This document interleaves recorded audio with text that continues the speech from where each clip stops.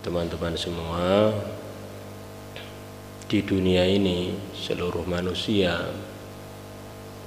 punya kemungkinan salah dalam memutuskan, dalam menganalisa, dalam bersikap, dalam memandang. Karena manusia ini pengetahuannya terbatas, pandangannya terbatas, melihat paling beberapa meter juga sudah terbatas pandangannya. Pendengarannya terbatas, tidak semua suara dia bisa mendengar. Bahkan suara yang bisa dia dengar pun kadang-kadang dia salah paham. Terdengar seperti suara begini, ternyata keliru. Serba terbatas kemampuan manusia. Maka kalau manusia ini mengandalkan kekuatan otaknya, pandangannya, pendengarannya, nanti akhirnya dia banyak keliru dalam hidupnya.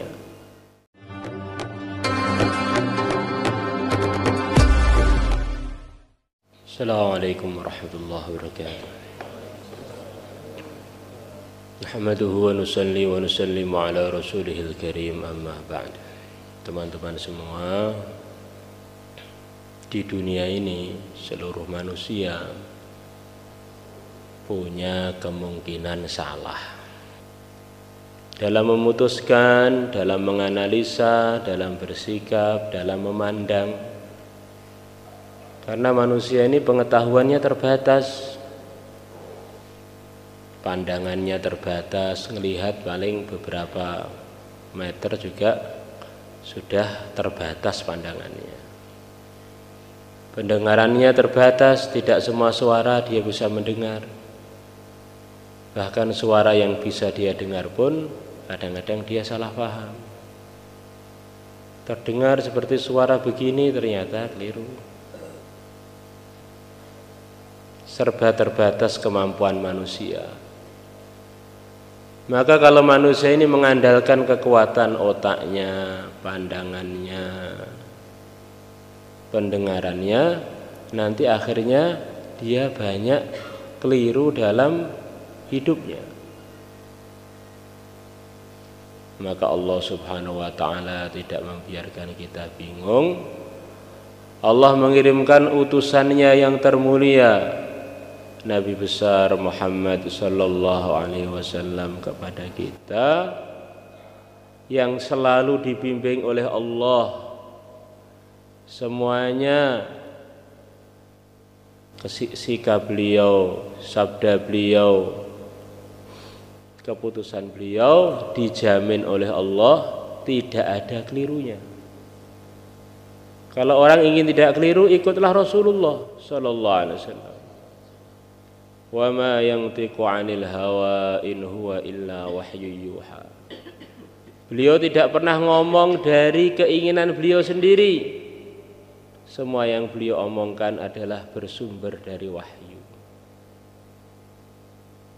Suatu hari sebagian sahabat tanya pada Nabi, "Ya Rasulullah, apakah semua yang dari Tuhan kita catat?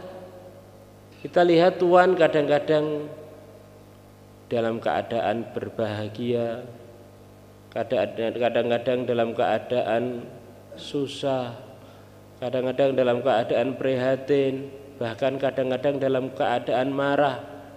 Apakah semuanya kami catat?" Maka Nabi mengatakan, "Iya, semua yang dari saya kamu catat. Ma kharaja min fiyya illal haqq." Tidak akan keluar dari mulutku kecuali yang benar saja. Maka dalam majelis yang mulia ini, kita ingin usaha hidup kita ini kita ikutkan 100% dengan yang mulia Nabi besar Muhammad sallallahu alaihi wasallam, yang mana kalau kita ikut beliau berarti ikut ridhonya Allah. Ikut beliau berarti jalan menuju surganya Allah. Ikut beliau berarti akan dikumpulkan dengan orang-orang yang diridhoi oleh Allah. May yuti'ir rasul faqad ata'a Allah. Siapa yang mengikuti Rasulullah berarti ikut Allah. Siapa yang mengatakan cinta kepada Allah, maka buktinya adalah ikut dengan Rasulullah. Kalau ikut Rasulullah Allah akan cinta kepada kita, bahkan Allah akan memaafkan kekeliruan-kekeliruan kita kalau ada kelirunya. Qul in kuntum tuhibbunallaha fattabi'uni yuhibbukumullah wa yaghfir lakum dzunubakum wallahu ghafurur rahim. Ikut Nabi akan dikumpulkan dengan para nabiyyin, para siddiqin, para syuhada, para salihin. Wa man yuti'ir rasul fa ulaika ma'al ladzina an'ama Allahu 'alaihim minan nabiyyin was-siddiqin wasyuhada was-salihin wa hasuna ulaika rafiqa dzalikal fadlu minallah wa kafa billahi 'alima. Maka kita harus mantap urusan ini para hadirin. Saya kok ikut agama yang dibawa Nabi, ikut arahan yang dibawa Nabi, ikut keputusan yang diputuskan oleh Nabi, maka saya berarti benar ridhonya Allah, jalan menuju surga. Apa saja yang dicontohkan Nabi, yang diajarkan Nabi, ringkesnya pertama kali meluruskan keyakinan bahwa segala sesuatu yang ngatur hanya satu, kawan atau lawan yang gerakkan hanya satu, hajat kita hanya kepada yang satu, yaitu Allah subhanahu wa ta'ala. La ilaha illallah. Keyakinan ini harus mantap. Nabi mencontohkan pada kita, beliau tengah-tengah tidur didatangi orang ingin membunuh beliau. Pedang sudah dihunus dan diarahkan ke beliau. Siapa yang bisa melindungi kamu dari saya? Man yamna'uka minni? Beliau mengatakan Allah. Langsung orang tadi bergetar ketakutan. Saking takutnya dia sampai lari sekencang-kencangnya, kepalanya dibenturkan di pohon kurma yang dekat majelis itu. Langsung kepalanya pecah, isinya kepala itu muncrat dari tempatnya. Nyontohkan pada kita bahwa manusia walaupun sudah bawa pedang, walaupun sudah bergerak mau membunuh kita, tanpa diizini oleh Allah tidak akan bisa mendatangkan madarat. Begitu juga sebaliknya, orang ingin datangkan manfaat pada kita, roti sudah dia bawa, sudah dihulurkan ke mulut kita, tapi kalau Allah tidak mengizinkan tidak bisa masuk. Berapa banyak orang sakit diberi makanan muntah, bahkan orang sehat juga. Selain Allah adalah ciptaan Allah. Selain Allah diatur oleh Allah. Selain Allah, tanpa Allah nggak bisa mendatangkan apapun juga.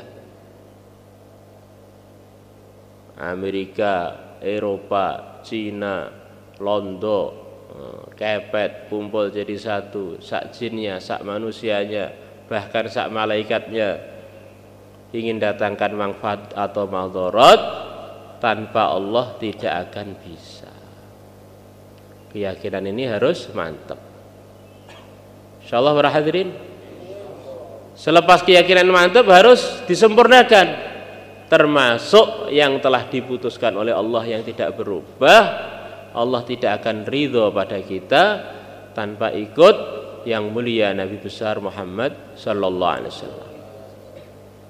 Sampai Nabi pun kata para ulama juga wajib berkeyakinan, tidak ikut saya orang itu masuk neraka. Nabi pun wajib beriman dengan diri beliau sendiri.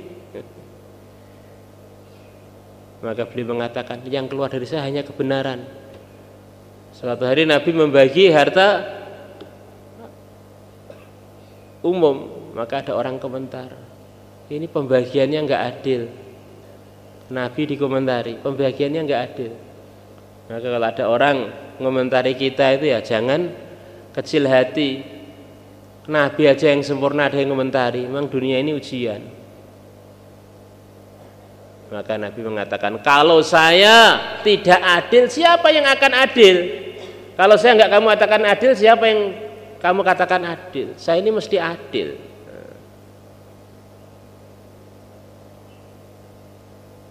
Di antara yang dicontohkan Nabi, hidup beliau dihabiskan untuk perjuangan, harta beliau dihabiskan untuk perjuangan, waktu beliau dihabiskan untuk perjuangan.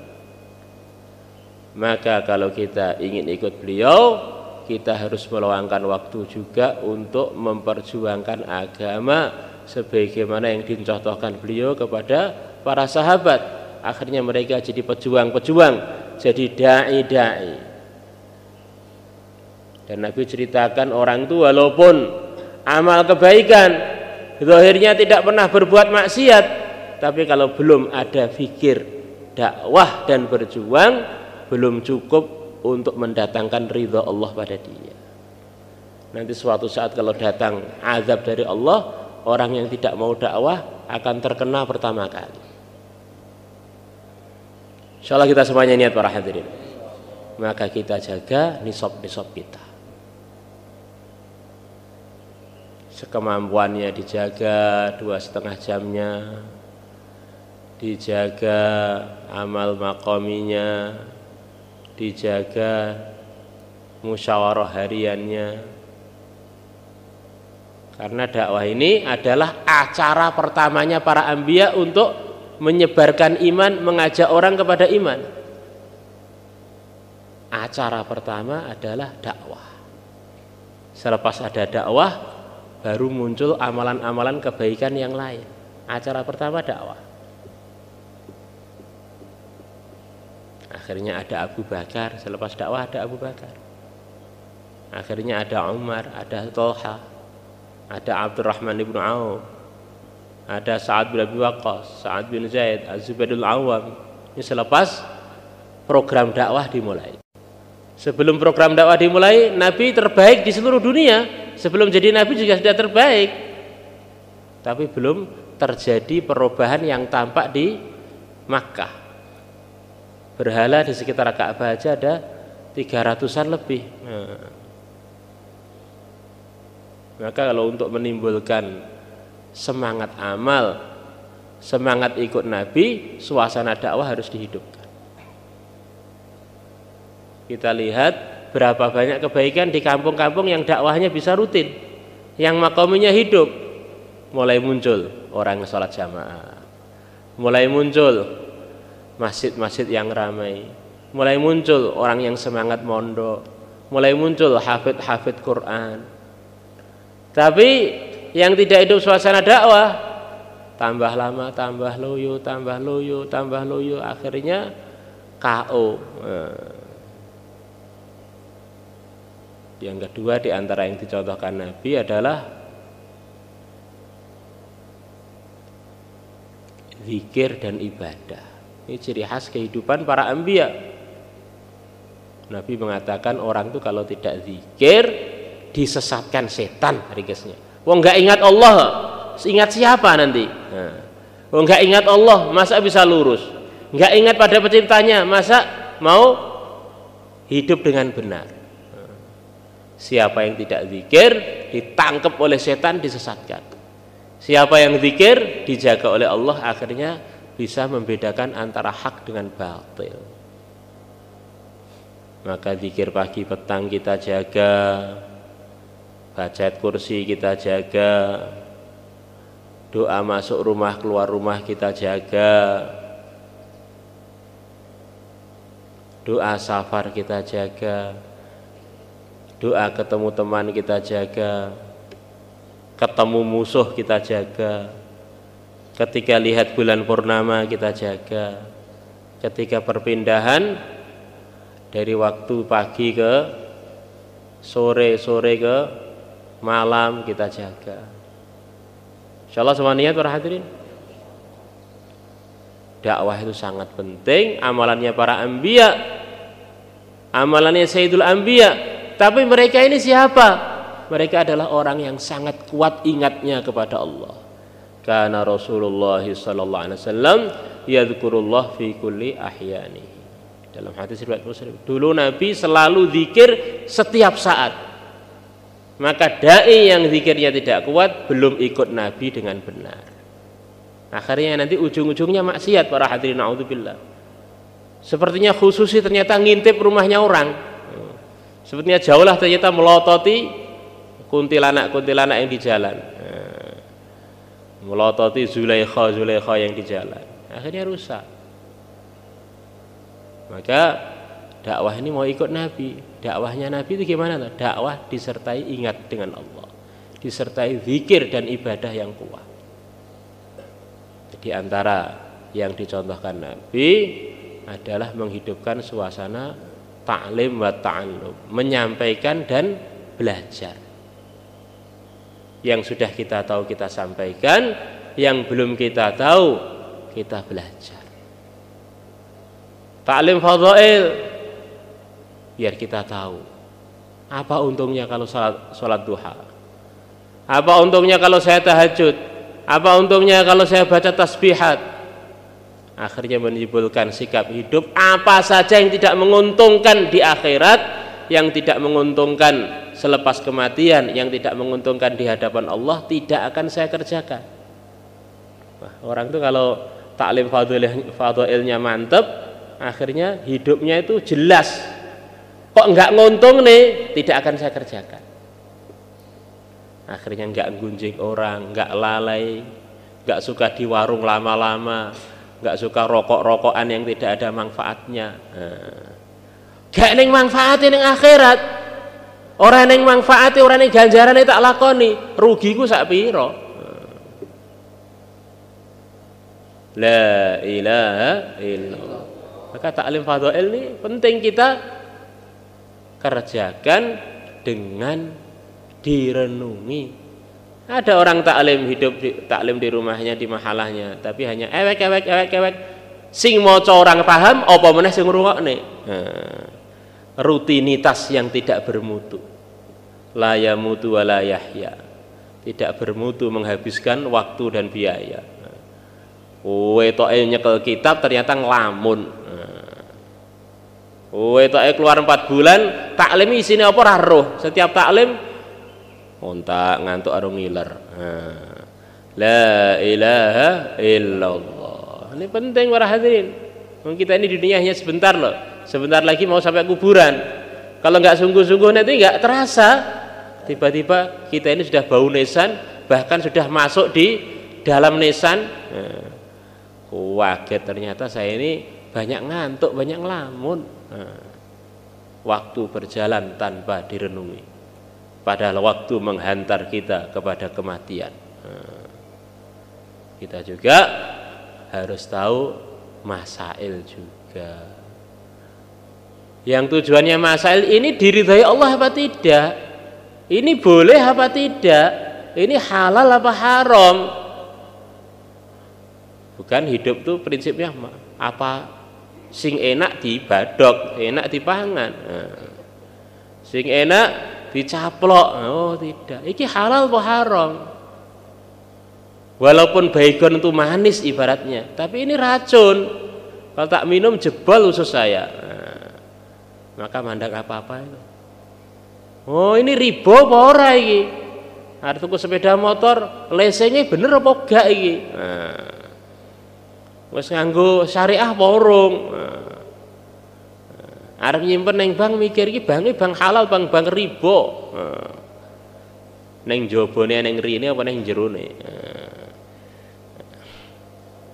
Yang mana riba itu lebih berat daripada zina dengan ibunya sendiri 70 kali. Menyebar di mana-mana sekarang riba. Orang yang riba Allah umumkan saya perang dengan dia. Fa'dzanu biharbim minallahi wa rasulih. Umumkan pada orang yang makan riba, yang buat riba, perang. Allah mengiklankan perang dengan mereka dan Rasulnya juga mengiklankan perang dengan mereka. Maka hidupnya tidak akan bisa beres dan benar dan tenang. Hidupnya carut marut, semrawut, tidak tenang.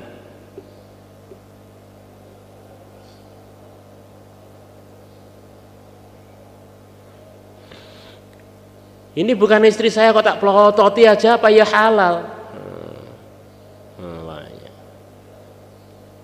Ini bukan barang saya tak gosok apa ya halal. Nah, akhirnya hidupnya ini jadi benar.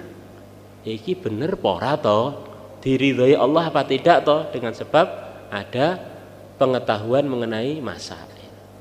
Masa hidup sekali, hidup ngawur, gak ngerti iki jurusan rokok apa jurusan swarga. Nah, kalau mau pulang aja kita begitu cermat, begitu teliti. Ini jalan ke kampung saya ada beberapa jalan, jalan pintas, jalan samping, jalan tengah, jalan tol, tahu semua.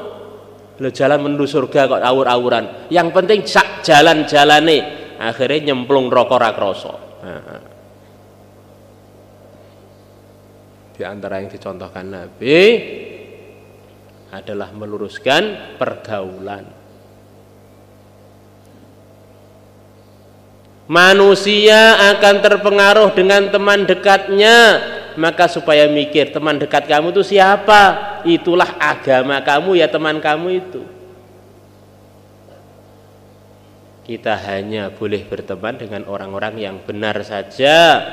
Kalau berdakwah, umpama Raja Fir'aun ada di Trangkil, mau kita khususi, kita ajak keluar 4 bulan. Tapi kalau berteman dan bergaul hanya dengan orang soleh saja. Almar'u ala dini khalilihi falyanzur ahadukum man yukhalil.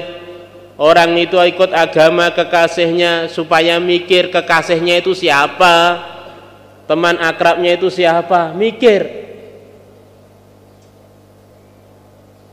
Sepertinya sudah dalam suasana agama, tapi kok senengannya kumpulnya dengan orang-orang tidak benar. Oh, ini memang kita ini belum benar. Dan berkawan itu kata para ulama terbagi 2. Berkawan nyata, seperti ketemu langsung dengan badan, ini namanya berkawan dalam dunia nyata. Maka ini juga namanya berkawan. Maka kita jaga pergaulan kita dalam dunia nyata. Yang kedua, suhbah ruhaniyah, berkawan secara perasaan, seperti bacaan-bacaan harian kita. Dan ini juga sangat besar pengaruhnya pada psikis kita, pada hati kita, pada kehidupan kita. Kita baca satu cerpen, cerita pendek, cerita ada seorang keluarga yang merana, yang susah, ayahnya sakit-sakitan, ibunya sakit-sakitan, anaknya nggak ada yang biayai, akhirnya hidupnya sengsara. Kita dengar ceritanya aja terharu dan ikut menangis. Lah kok iso nangisnya apa? Saya dengar cerita ini nggak tahan, saya baca tok itu nggak tahan. Namanya suhbah maknawiyah. Maka bacaan-bacaan kita juga kita perhatikan. Kowe toke wis ternyata sembunyi-sembunyi punya bacaan yang tidak benar. Akhirnya rohaninya rusak karena ternyata bergaul dengan suasana-suasana yang tidak benar.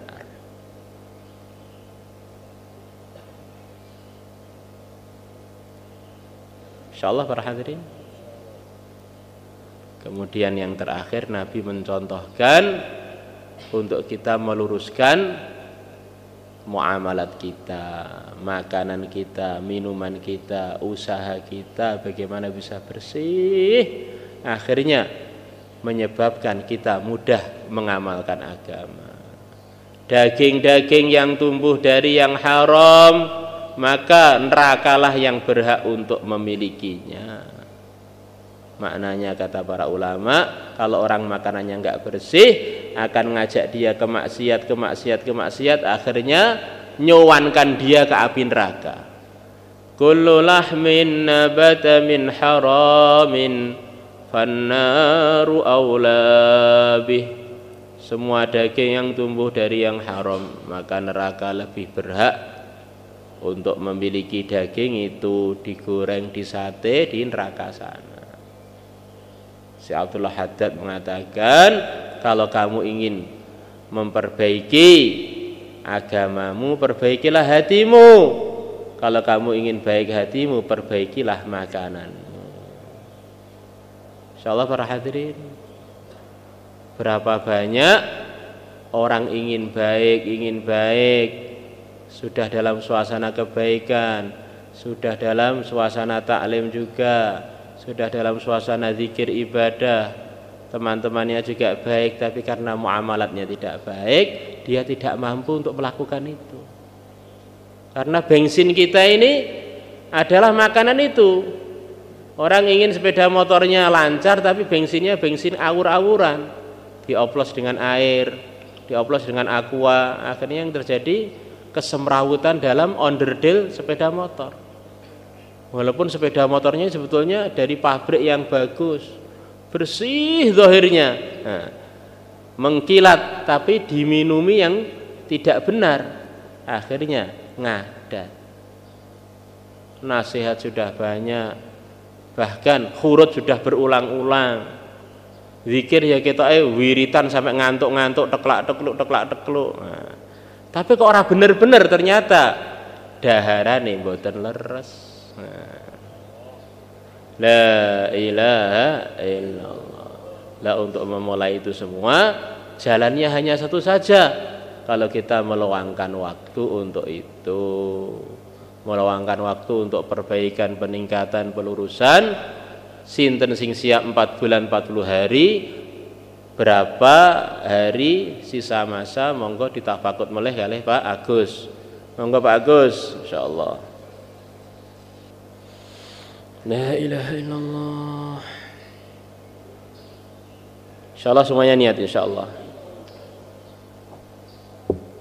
Assalamualaikum warahmatullahi wabarakatuh.